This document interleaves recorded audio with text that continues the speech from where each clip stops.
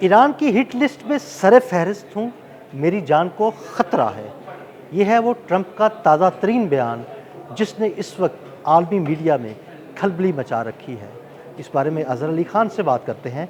अज़हर भाई, ट्रंप तो कह रहा है जनाब मैं हिट लिस्ट पे हूँ, मेरी जान को ख़तरा है। ये सिर्फ बेरपर की मार रहा है या वाकई ऐसी कोई बात है? असल में अदिल भाई, डोनाल्ड ट्रंप ने एक इतना बड़ा स्टेप उठा लिया अपनी ज़िंदगी में जिसकी उन्हें हमेशा पछतावा होता है। वो रिजीम चेंज करना चाहते थे और उसके लिए उन्होंने सैयद अली ख़ामनाई को शहीद कर दिया और उनके रफ़क़ा को शहीद कर दिया और उनकी फ़ैमिली को शहीद कर दिया और एक बहुत ही बड़ा एक अटैक किया जिसमें हर तरफ तबाही फैल गई। 1, 2, 4 आम से लोगों को निशाना बनाने के लिए सारा बारूद ला के आसमान से बरसा दिया गया। अब वो ये समझ रहे थे कि ये मामला ख़त्म हो गया, अब ईरान में कोई उनके पीछे नहीं आएगा, रज़ा पहलवी और ये सारे लोग आहिस्ता आहिस्ता ऊपर आ जाएंगे। लेकिन अंदाज़ा ये हुआ कि लोग तो आज उनके साथ खड़े हैं, आज भी उनके साथ खड़े हैं, पहले भी उनके साथ खड़े थे। तो रिजीम चेंज की जो ये नाकाम कोशिश है उसने रिजीम को पहले से ज़्यादा मजबूत किया और ये चीज़ अब डोनाल्ड ट्रंप को सोने नहीं देती और उनको हर तरह के ख्यालात आते हैं। डोनाल्ड ट्रंप को ये चीज़ क्यों नहीं सोने देती, मैं आपको बताऊँ। जी बताएं बताएं।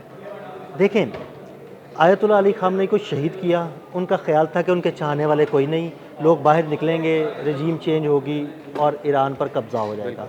आयतुल्लाह अली ख़ामनेई शहीद हुए और अब उनका जनाज़ा देख लें आप, उनके जनाजे में शरीक लोग देख लें, करोड़ों की तादाद में लोग मौजूद हैं। और उसके बाद लोग मुतालबा क्या कर रहे हैं? लोग कह रहे हैं कि जनाब कत्ल का बदला कत्ल, खून का बदला खून, जिन्होंने हमला किया, जिन्होंने उनको शहीद किया उनसे बदला लेंगे। सुर्ख झंडे लहरा दिए। सुर्ख झंडे लहराने का मतलब क्या है जनाब? खून का बदला खून। मुझे लगता है यही बात उनको सोने नहीं दे रही। बिल्कुल ऐसा ही है। अब वो जब सोते होंगे ना तो उनके ख्वाबों में सुर्ख झंडे आते होंगे जो इंतकाम की अलामत हैं और सब ने फलक शिगाफ नारे लगाए।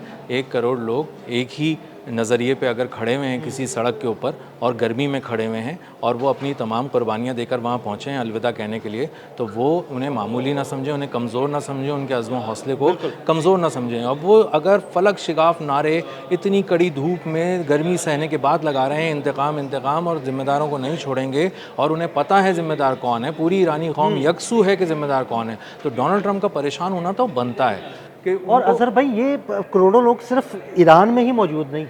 देखिए, इराक में जब उनका जस्से खाकी लेके जाया गया तो तकरीबन 50 लाख से 70 लाख लोग वहाँ पे भी मौजूद थे। यानी ईरान, इराक, खित्ते के दीगर ममालिक, उनके चाहने वाले मौजूद हैं वहाँ पर। ऐसा ही है और उनके चाहने वाले पूरी दुनिया में मौजूद हैं और जो नहीं शिरकत कर सका, नहीं आ सका, उसकी आंखें नम हैं। जो बीमार है, जो नहीं उठ सकता अपने बेड से, वो जब टीवी पे ये सारे नशरियात देख रहा है तो उसके वो देख चुका अपनी जवानी में कि कौन थे ये सैयद अली ख़ामनाई और उनकी क्या कुर्बानियाँ हैं और उनके लोगों ने किस तरह मुकाबला करके ईरान को यहाँ तक पहुँचाया है। तो उनकी आँखें नम हैं, वो घर में बैठे हैं, ज़ाहिर कमज़ोर हैं, नहीं निकल कर आ सकते इस वक्त, लेकिन ये ज़रूर है कि वो अपना जो वज़न है वो उस पलड़े में डालते हैं, जितने भी नहीफ हों वो उस पलड़े में डालते हैं। अब डोनाल्ड ट्रंप के साथ यकसुई का आलम क्या है?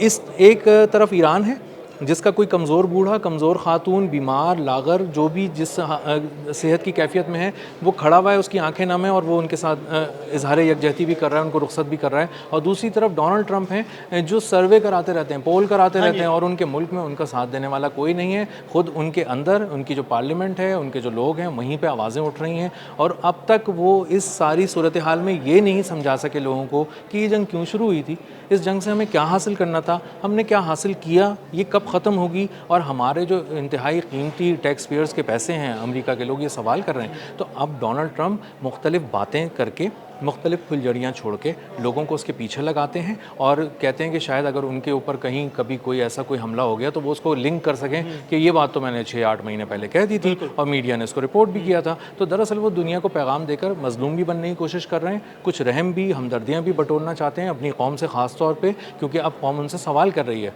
लेकिन अज़हर भाई, वाकई क्या इस बात में कोई सच्चाई है? वाकई क्या ईरान की कोई ऐसी हिट लिस्ट मौजूद है जिसमें डोनाल्ड ट्रंप टॉप पे मौजूद है? देखें, ईरान की अगर आप ईरानी पासदानान इनकलाब की बात करेंगे तो वो ये बात कहते हैं कि हमें पता है कातिल कौन है, इंतकाम हम लेंगे। अली लारेजानी इस दुनिया से चले गए, शहीद हो गए, वो भी ये कहते थे तुमने हमारे दिल जलाए हैं, हम तुम्हारे दिल जलाएंगे। तो इस तरह की बात हो रही है। नीचे अवाम में आ जाएँ तो अवाम के अंदर भी हर सतह पर जो अवाम को बड़ा ज़बरदस्त किस्म का रद्द-ए-अमल आ रहा है अवाम की जानिब से। उनका यही मुतालबा है जो कातिल हैं उनके खिलाफ कार्रवाई की जाए। और कातिल कौन है? वो उन सबको पता है।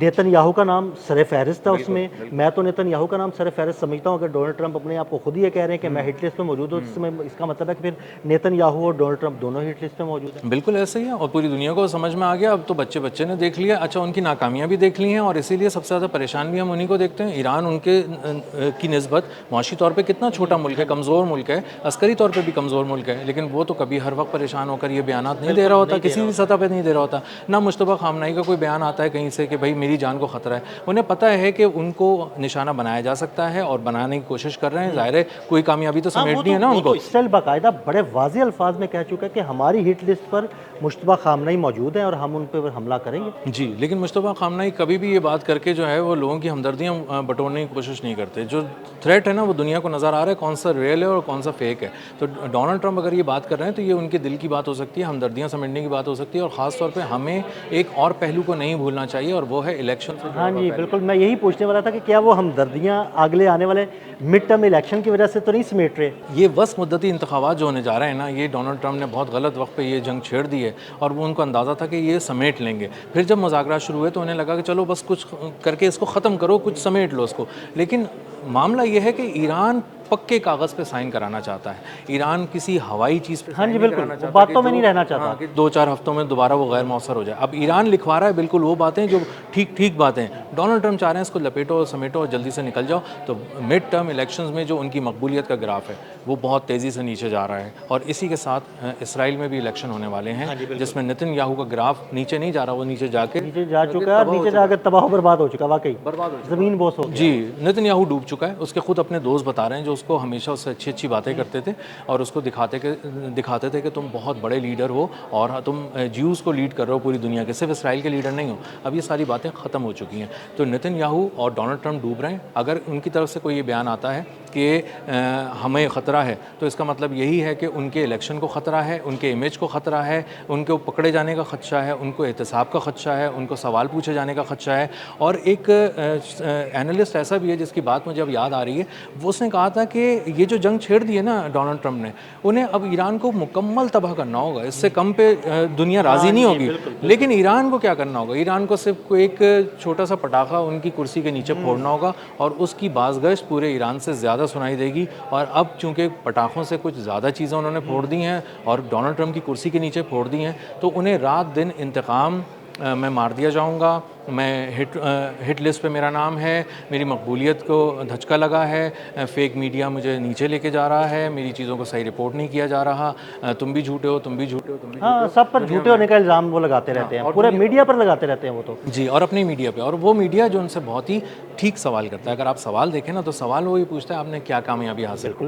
बिल्कुल दुरुस्त सवाल है, क्या कामयाबी हासिल की? और ये वो सवाल आपके पास दिखाने को क्या है, आपने क्या हासिल किया? बिल्कुल, तो वो तन बदन में उनके आग लग जाती है और उनको अंदाज़ा होता है कि यार मैंने तो डॉलर्स भी फूंक दिए टैक्स पेयर्स के और अब मैं जा रहा हूँ इलेक्शन में, तो इलेक्शन में लोग वोट के ज़रिए मेरा फ़ैसला कर देंगे और ये एक खामोश इंतकाम होगा जो लोग लेंगे। तो दरअसल एक सुर्ख झंडा इंतकाम का है और एक वोट है जो इंतकाम का है। ये दो चीज़ें उनको नज़र आती हैं। एक कागज़ नज़र आ रहा है बैलेट पेपर और एक सुर्ख झंडा जो ईरान में लहराया जा रहा है वो नज़र आ रहा है और इसने उनकी नींदें उड़ा दी हैं। और दरअसल यही वो चीज़ है जिसने उनको परेशान किया हुआ है और वो बार बार इस चीज़ को दोहराते रहते हैं और बार बार एक फुलझड़ी छोड़ते रहते हैं ताकि दुनिया जो है वो किसी एक बयान के पीछे लग के 4 दिन गुजार दे और उनको कुछ वक्त मिल जाए कुछ करने का। बहुत शुक्रिया अज़हर भाई जी। बिल्कुल, ईरान में लहराए जाने वाले सुर्ख झंडे दरअसल इंतकाम की अलामत है और इसी अलामत ने ट्रंप की नींदें उड़ा रखी हैं। अदील अहमद और अज़हर अली खान को इजाज़त दीजिएगा। अल्लाह हाफ़िज़।